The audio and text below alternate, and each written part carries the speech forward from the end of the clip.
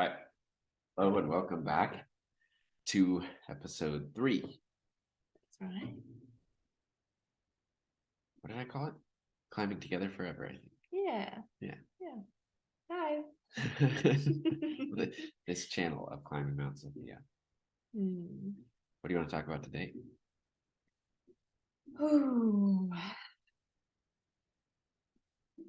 One thing we didn't mention last time that someone requested was anxiety.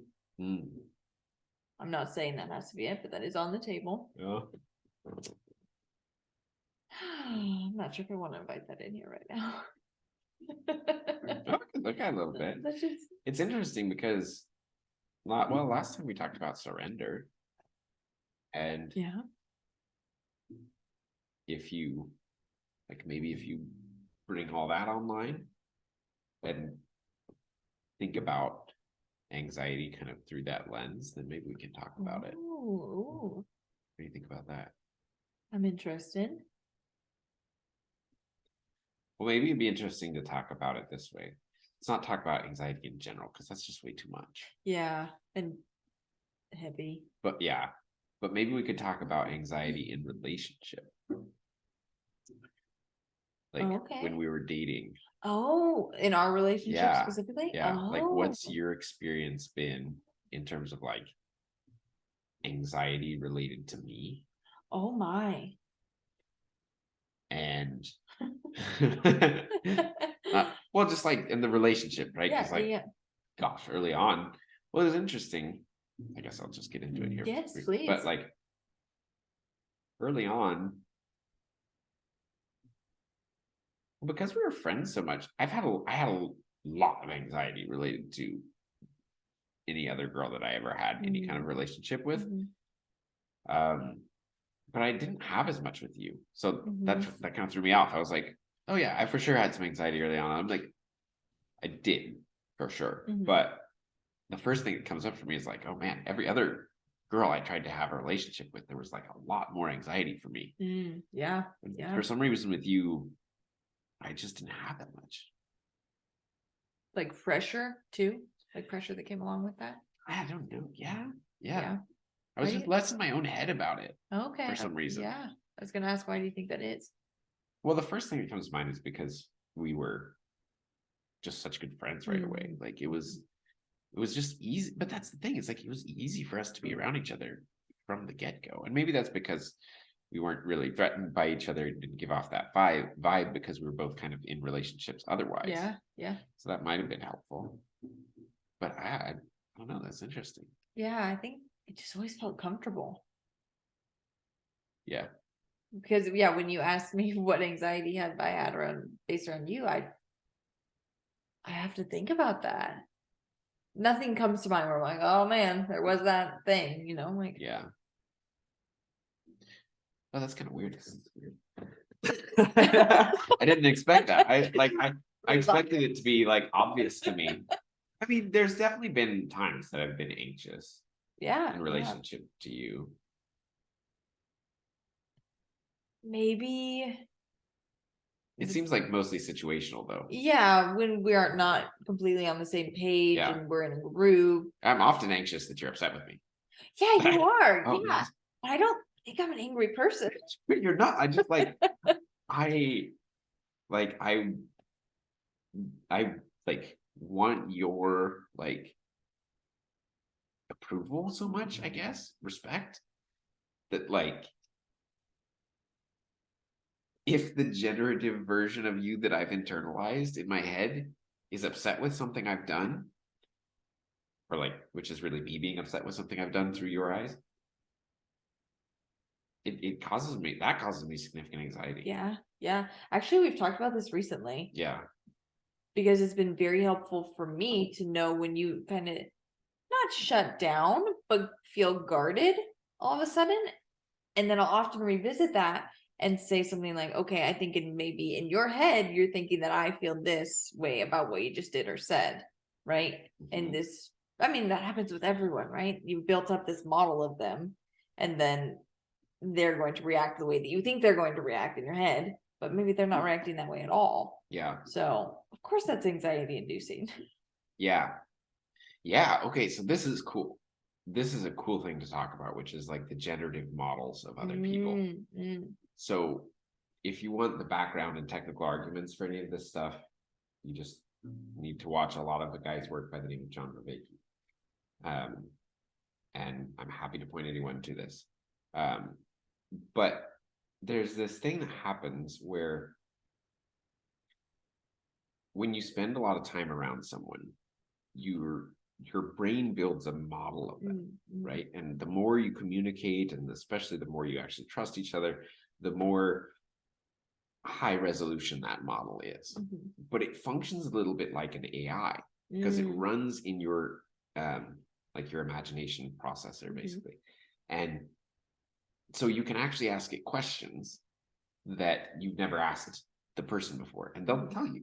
I mean, and we all have like this is like a weird thing to talk about because it's so obvious to us that we do it all the time. Yeah. Yes. Yeah. But it's really, really, there's a really, really dangerous thing that happens with them, which is when you have a conversation with someone, especially who's close to you. And this is the problem that I run into in this situation we've just been talking about, is like, instead of actually paying attention to you when we're talking, I'm like paying attention to what my generative model for you is saying, which means I'm not like actually talking to you. I'm talking to something else. So if we get an argument, like it just goes way sideways. Well, and it changes the way that you're acting. Yeah. Because you're going to act in a way that you think that I would respond best to, right? Yeah. That's just part of the human experience. I think it's something that's very important to look at and pay attention to. But yeah, well, we all do that. Yeah, and this would be my suggestion then to tie it back together that when you're doing that thing, that's what generates your anxiety to another person. When you feel anxious in relation to another person, it's actually a signal that you're running a fault, like you're running something that's not real. Okay, this is great because this reminds me of the person asked us to talk about anxiety in general, right? And this is great. I love where this is going. But I just want to kind of tie that back in because I have had moments in my life that were more anxiety inducing. But this is a perfect example because I used to think that I had social anxiety. Remember, we would get ready to go do things with friends and I would just like, I can't do it, which was so not like me. Yeah. And I never had anxiety or anything. And I love being around people. But that is exactly what I was doing. I was projecting in my mind, like, oh, I'm going to say this and that person's going to respond this way. And I can't put myself in that situation. And I was totally building up the scenarios in my mind, which was causing way more anxiety than actually being in the situation and just letting it play out. So yes, I feel that. Thank you for pointing that out. Yes. Yeah. And this is like one of the ways to talk about this. This is what I'm always talking about with the imaginal versus fantasy, right? It runs on the same framework. It's the hardware that allows you to imagine things, but you can fantasize, which is building alternate realities to escape. Yeah. But when you escape, like it's scary because you get far from the ground. Yeah. You know, whereas the imaginal is actually using that same machinery to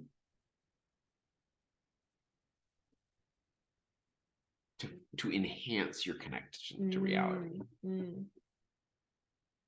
How do you mean? So what's one of the examples that John uses? Like when a kid like puts on a cape and a mask and he's pretending to be Zorro, right? He's actually taking on the perspective of what it would be like to be Zorro in the world. And that is informing his actual being in the world about a perspective.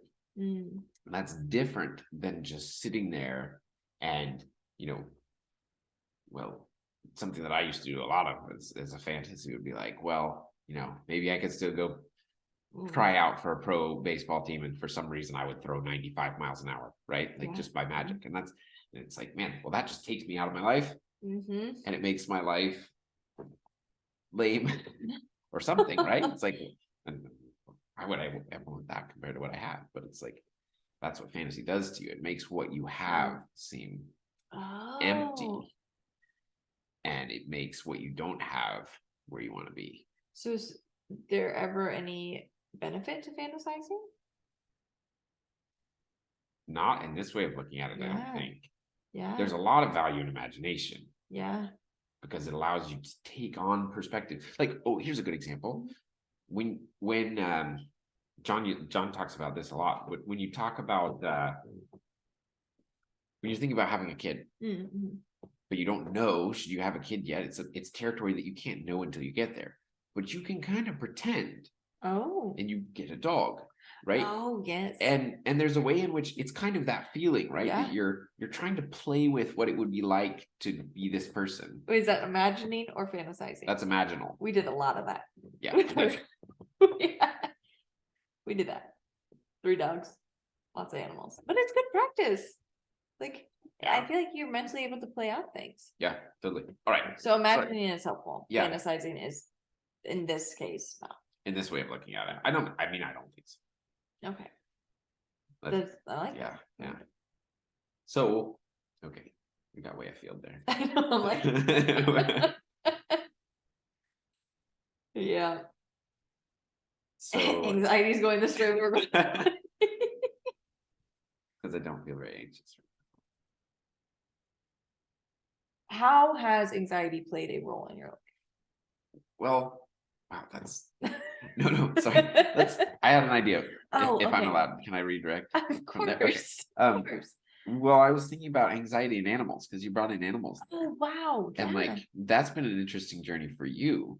Oh. Because you've had, I mean, a lot of animals in your life. Yeah. And especially in the last 6 years, a lot of responsibility for animals. Oh, yes, yes. And animals that aren't necessarily safe to be around. Oh my golly. So, yes. I mean, yeah. Talk about a vector of anxiety. Talk about where did my anxiety come from? Red flag right there. If that's too much to talk about. No, that was a beautiful tying in. I didn't know where you're going, and then I caught the vision. Yeah. I never thought of myself as an anxious person. Pretty easygoing. Then we moved to the farm. And I kind of talked about that in the first episode.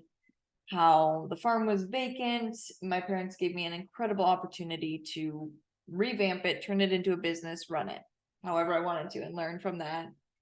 We'd never run a horse boarding business before, didn't really know what was entailed, and I've always loved animals, so it seemed like a great time. And it was like, that was a really incredible time of my life, but I did not foresee the anxiety that it would bring. There was no way to foresee that. And I'm also very hard on myself, so I wanted it to be like the best of the best. And like, it was a great business. It really came together, and I had a lot of wonderful clients, met a lot of great people, worked with some phenomenal horses, and I learned a lot from the ones that were hard. Yeah. I think I also realized how scary specifically horses can be. Because in my mind, or growing up, I was always taught that they're like a big dog, right? And you can always well, it's not like they were a fantasy for you. You were with them all the time. Oh yeah. So it's not like I grew up on the back of a horse. Yeah. Like, yes, I can ride horses better than I can walk, I think. And I never realized that they could be scary or dangerous, because I was either taught outsmart them or outpower them, really, right? Like, how do you outpower a horse, though?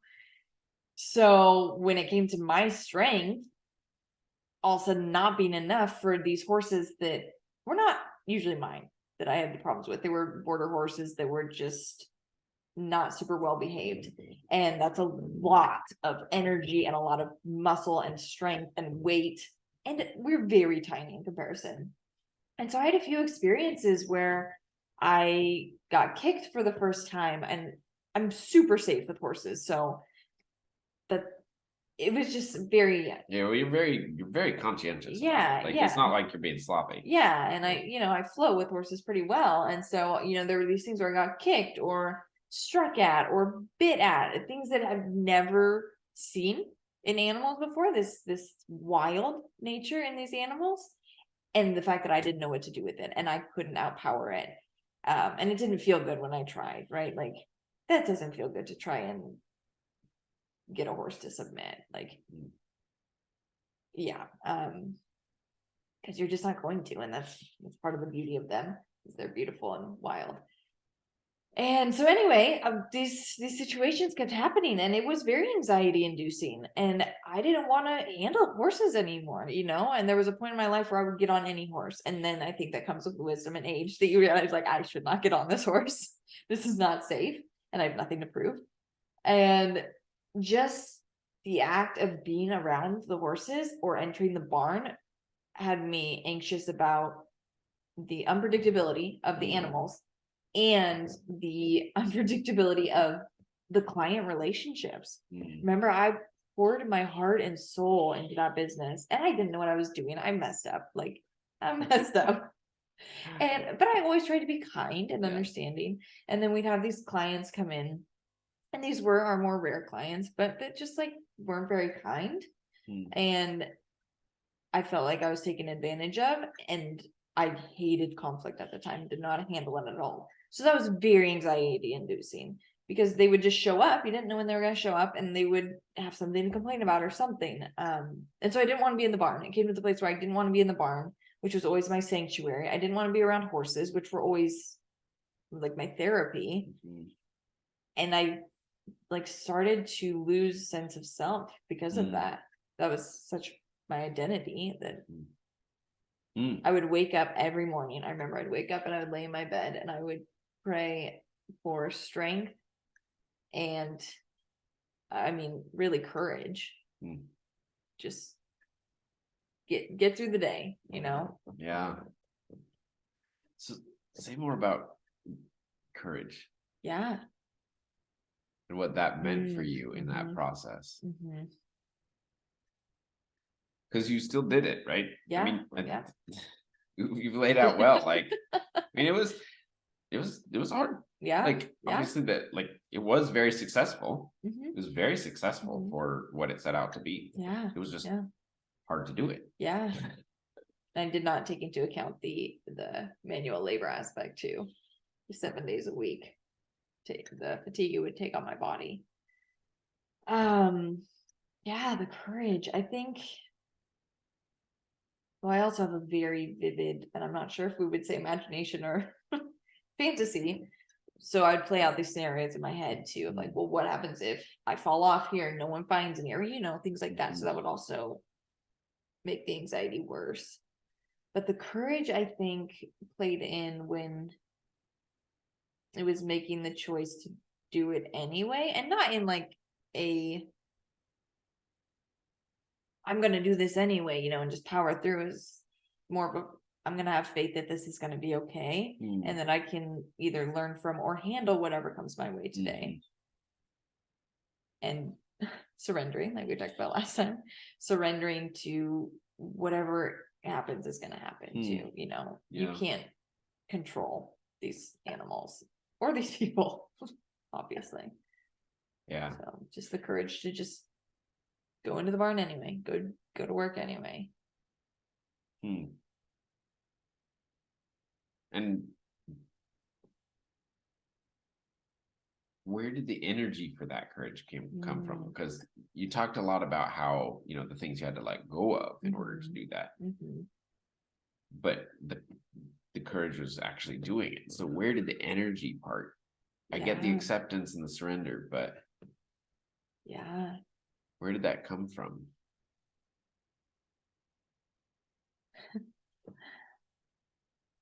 I think at that time I felt I had something to prove, and that I had been given this incredible opportunity and I needed to make the most of it. And I had so many people who would come up and say, you just get to play with horses all day for money for your job? That's so cool. And so then it was like, oh yeah, make the most of this, and shifted to an attitude that was more grateful. But I don't really know where that came from, or if it came from even the correct place, or if it was more of, this is where you are, so you're gonna do it kind of thing. I'm not sure. But I don't. Yeah. It's a good question. I don't know. What did that look like to you from the outside? Because before we moved here, I didn't have horses in my life when we'd known each other, so you didn't really know that side of me. Yeah. Which was that was a weird thing in our relationship in general, because Yeah. like we were together for, well, actually dating for 2 years almost, and had known each other well for 4. And really, we were probably like, we had already pretty much decided we were getting married. Yeah, I proposed 4 months after we graduated college. Yeah. Yeah. And yeah, 4 months. And I mean, I knew you had ridden horses before, but I had no idea that it was like your thing that you did all the time. Yeah. Or that it would continue to be a part of our life. Like, Yeah. I was fine with it, but I was not. Yeah, I think you rode horses with me once in college. Yeah, I did not know what I was in for at that point. I'm doing all right. You're doing great. I don't ride that much. I don't ride that much. That's okay. Yeah. Yeah. It just kind of hurts. Yeah. I mean, you're good at it because you're athletic, but it's not that fun to ride in circles in an arena in the winter. Yeah. Yeah. You gotta love it. Anyway. You gotta sorry. love it. It's off on my tangent. Sorry. How did it look from the outside? And did it create anxiety for you around animals? Because you worked here some too. You know, you help me with chores here and there. Oh yeah. Yeah. I've worked with every horse you have, at least. Yeah, yeah. Well, I remember the one in particular, Percy. Oh yeah. Yeah. And it came to a point where I said, I cannot handle this. Well, horse. I remember I saw you one day out the window. Yeah. And he was like up striking at you. Yeah. Yeah. Just leaving him in. Up. I was literally just leaving him in from the pasture. He just came at you. Yeah. Yep. And that was a moment burned in my mind where I realized I could die doing this. Well, it's funny because like for people who don't know horses, it's easy to like, all you know of horses is like maybe one that you went on a trail ride on, or like your friend had, or your grandma had in the backyard, or whatever. But like they can be, and so you don't think of them as being possibly aggressive, really. No. But they can be, man, like. And our horses, our personal horses, are very gentle and well-mannered. And so that was something new for me too. It's a rarity, but they can come at you. Yeah. So I don't know that it was that, I don't think it was that anxiety inducing for me. It more just was hard to like watch you doing that and be totally powerless. Because there were definitely times that I would try to like, oftentimes I wasn't very clear about my motivational structure at the time. So I think a lot of my attempts were probably manipulative to try to get you. Imagine that, like watching your wife ride a horse that's trying to buck her off would like give you a sense that feels good. And you're like, yeah, she should keep doing this. So I don't really blame you. But it's like, a couple times I was like, hey, you should not do this. And you were like, and so then it would be like, then I'd have to try to get more subtle. And then anyway. We did okay. We got a lot more gentle. Yeah, I mean, that's actually, I mean, I learned a lot, I think, in that of. Okay, here's something we're talking about. I think I learned a lot about how to surrender what I wanted for you. And still try to ask you to become something more than you were. Because I think it's always so hard to love someone in the sense of call them into who they could be. And for most of us, we think that means like we almost can't imagine doing that without having some preconceived notion of what they could be. But it's like real love is to be able to call someone into who they could be, and you have no expectation of what that is. Yeah. Yes. I think. Were you done with that? Yeah. Yeah, I just was thinking about how maybe this has played in for both of us here. You've always done such a beautiful job of mirroring for me, and I feel like what we talked about, you trying to maybe, I didn't feel like it was manipulative, but like trying to shift that, and it came to a point where you were just like, here, this is what is being shown out from you, because you don't know what you're projecting. And I remember 2 times very specifically, we were sitting in here eating dinner, and my body hurt all the time. You remember? Oh my gosh, my body, my back, everything used to just hurt all the time. And I think I was complaining about it. And you looked at me and you started to tear up, and you said something along the lines of, I just don't want you to ruin your body like this. I hate seeing your body like take this beating. And someday I want you to like be able to grow old with me in a body that's can be active. It was something along those lines. And you, oh my goodness, you like deeply meant that. And I felt from you like, oh my gosh, I'm not in this alone, but also like you care that deeply about me, that you want me to come out of this place that's dark, right? You said that, and then I remember coming back to the anxiety, where we were sitting outside talking about it, how like, I'm just so frustrated. Why do I have anxiety? Like, I've never struggled with this.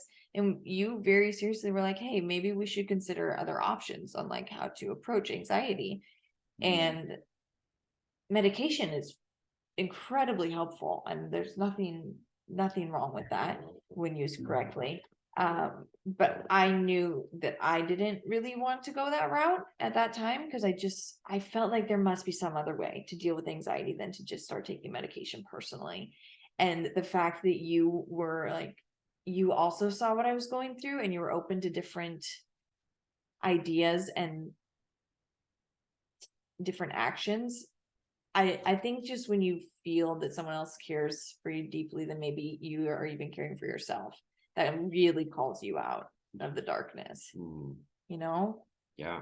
And so thank you for that, because I think that was 2 huge turning points of like, I don't need to live in this anxiety. How can we work through this and surrender this version of myself, right? Yeah, that's cool. I'm glad that I wasn't too much in the way in those days. That's cool. No. Thank you. Yeah. Thank you. Yeah, I think yeah, that's awesome. Especially after what I was talking about. And then on that second point, when you talked about like the medications, like I think like I explain to people about anxiety medications as part of my job. Yeah. And one of the ways that I'll often talk about it is that if you picture yourself as like a house on up against the ocean, and the anxiety is like a storm on the ocean, and you're getting pummeled by the waves, using a medication is kind of like just quieting the storm a little bit. Well, it's more like building a wall between you and the storm. That's the right way to think about it. It's like you build a wall between your house and the storm. But the storm doesn't get calmed. And then what you need to do, it gets further away. Yeah, exactly. It just gets quieter. Yeah. But the storm doesn't go away. Yeah. And you don't get the energy available from the storm. And so what you also want to do is some kind of counseling and reintegration practices of all the parts of you that are causing the anxiety in the first place. It's like you want both. Yes. If you require the medication. Yeah. I think that's. But ultimately, right? Like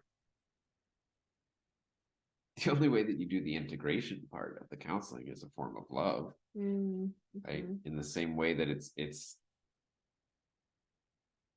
to allow you to come into what you could be. which I guess is the way to deal with anxiety. I mean, love is the answer to everything. Yeah, on the inside, it's courage. Mm, mm, Paul Tillich's The Courage to Be is about courage in the face of anxiety. yeah, yeah. We could probably talk about this all day and horses all day. Yeah. But All right, you can probably stop there. That feels yeah, good. yeah. That feel good? Yeah. All right. Thanks for riding along on another journey with us here.